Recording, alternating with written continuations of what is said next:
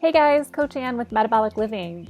I'm here to share a great little strategy and tool to use to help you get back on track if you fall off the wagon.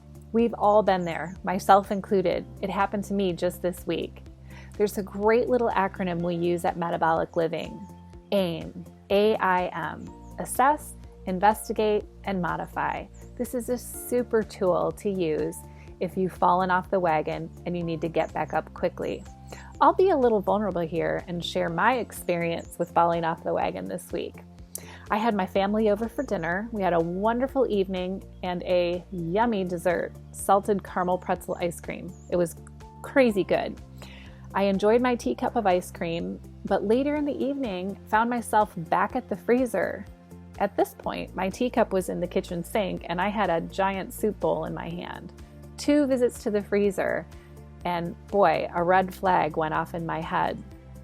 At that point, I went to bed for the evening, but I knew in the morning that I needed to turn to the AIM process to better understand what happened that evening.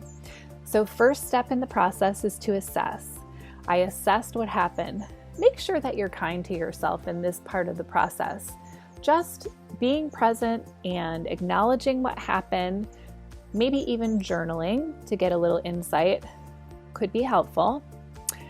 Just make sure that you don't beat yourself up. Negative self-talk can definitely just get in the way of moving forward. So just simply assess what happened.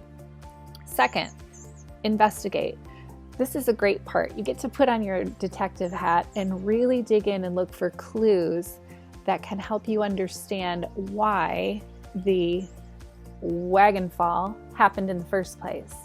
Here's some key questions to ask yourself. What did you eat earlier in the day? Did you have enough protein and fiber in your meals? Did you have a starch and a fat just enough to keep you satisfied and not leave you craving? Another good question to ask would be, did you drink enough water that day? If you're leaving yourself thirsty, you might mistake that for hunger, and it might lead you to cravings.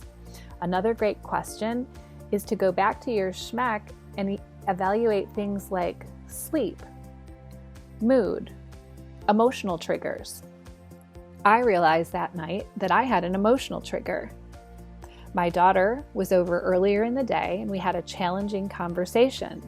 Through my investigation process, it really occurred to me that that challenging conversation was still at the top of my emotions that evening. Everything was kind of heightened. Another thing that I learned during my investigation process was, as I evaluated my food that day, I didn't have any protein at my lunch, and I didn't have quite enough protein at my dinner. So that investigation process will be different for everyone, but really dig for the clues.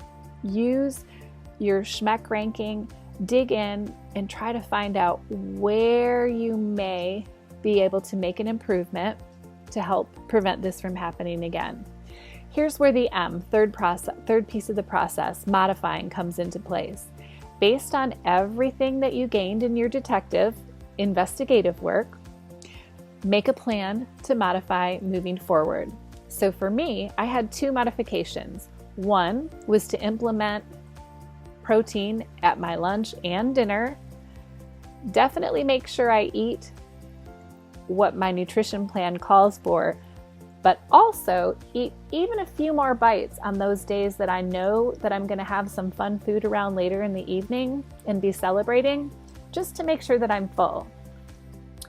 Modification number 2 I decided to implement would be to create a pause and reflect 5-minute moment for myself whenever I'm feeling the urge to overindulge.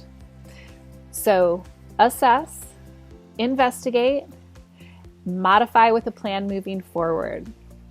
The AIM process is a quick way to get back up when you fall off the wagon. Take care.